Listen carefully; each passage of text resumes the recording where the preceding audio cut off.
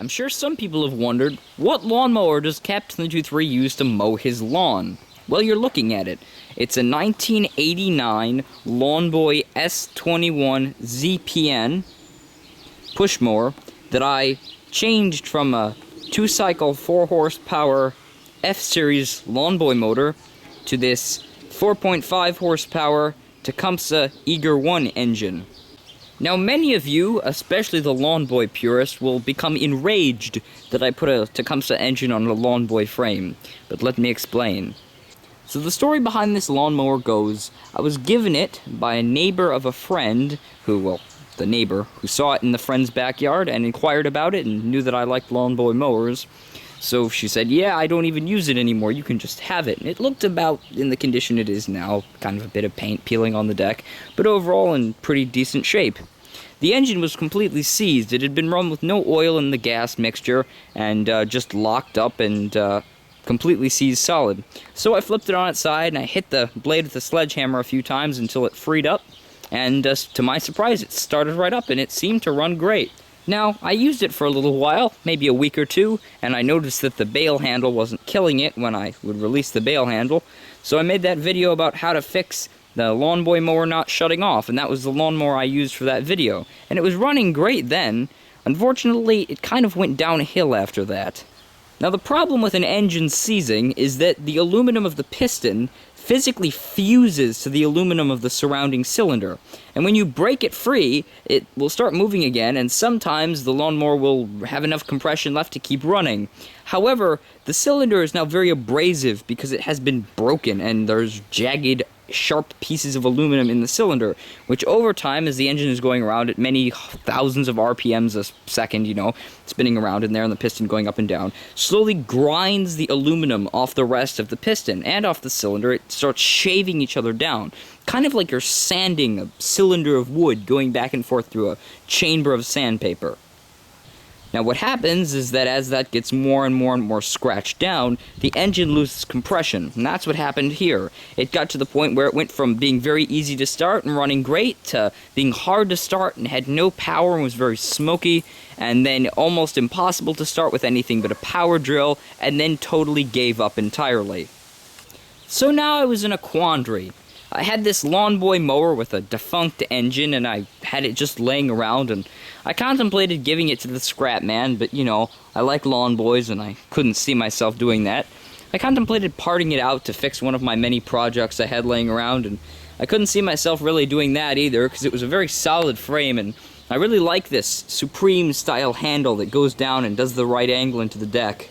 And it just so happened at that time I also had laying around a Craftsman leaf blower sucker grinder thing that I wasn't using, so I decided to take the engine off of it, and I put it on here.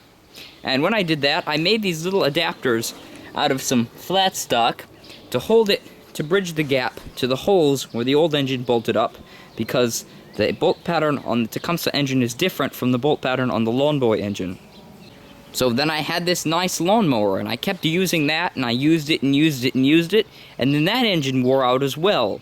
That engine had been run basically with no air filter on it since it was new, and as you can imagine, being a leaf vac, there was a lot of dust floating around.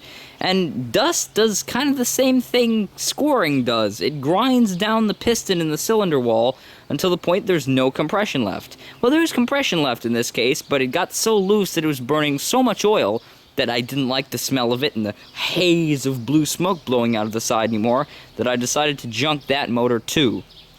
Now they say everything happens for a reason, and if you might remember, I found this Craftsman lawnmower with the broken deck because the blade was on off-center, and it was shaking like crazy, and it broke the deck, and the people thought it had a bent crankshaft, and I thought it had a bent crankshaft, but it didn't. And now I had this nice Tecumseh engine laying around from the mid-80s that I didn't have anything to do with, so I decided to swap it over and put it on this deck instead. Now I made sure I hooked everything up correctly. I retained all of the original bail bar gear, and it does work perfectly. It shuts the engine off and you let go. I retained the throttle. I reconnected it down there. As you can see, the little red thumb tag moving when I moved the handle on the engine. And I even kept the pull start handle and the little place it attaches to on the handle here connected to the motor so that I can still start it right there. So enough babbling from me, I'll go ahead and I'll start it up here.